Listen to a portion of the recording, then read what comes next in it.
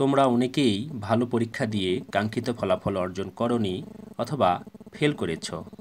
এখন ভাবছ তোমরা যে নম্বর পেয়েছ এর চেয়ে বেশি নম্বর পেতে।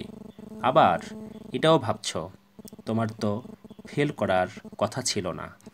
তাহলে করতে পারো এসএসসি পরীক্ষার উত্তরপত্র পুনর্নিরীক্ষণের জন্য আবেদন।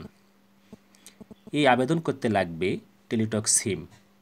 শুধুমাত্র টেলিটক সিম থেকেই উত্তরপত্র পুনর্নিরীক্ষণের আবেদন করা যাবে।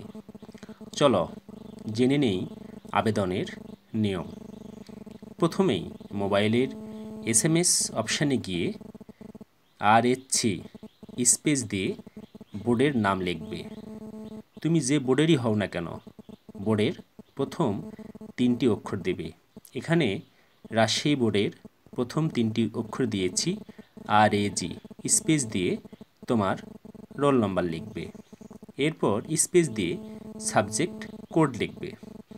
তুমি যদি একটি বিষয়ে উত্তরপত্র পুনর্নিরীক্ষণ করতে চাও তাহলে সে বিষয়ের কোড লিখবে। একাধিক বিষয়ের উত্তরপত্র পুনর্নিরীক্ষণ করতে চাইলে কোমা দিয়ে প্রত্যেকটি সাবজেক্ট কোড লিখবে।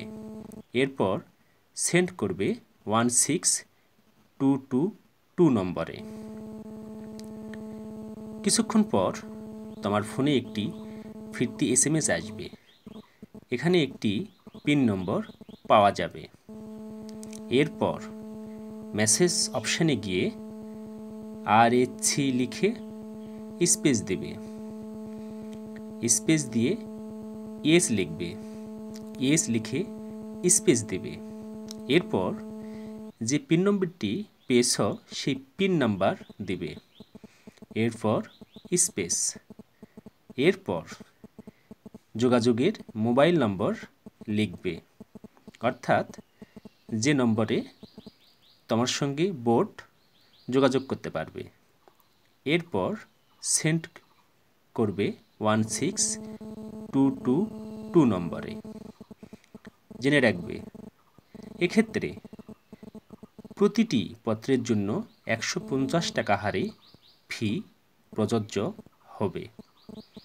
আর এই উত্তরপত্র পুনর্নিরীক্ষণ আবেদন শেষ হবে 17 জুলাই। অর্থাৎ তোমরা যারা উত্তরপত্র পুনর্নিরীক্ষণ আবেদন করতে চাও 17 জুলাইয়ের মধ্যে আবেদন সম্পন্ন করবে। পুনর্নিরীক্ষণ আবেদনের ফলে অনেকের ফলাফল পরিবর্তন হয়। সবার জন্য শুভকামনা।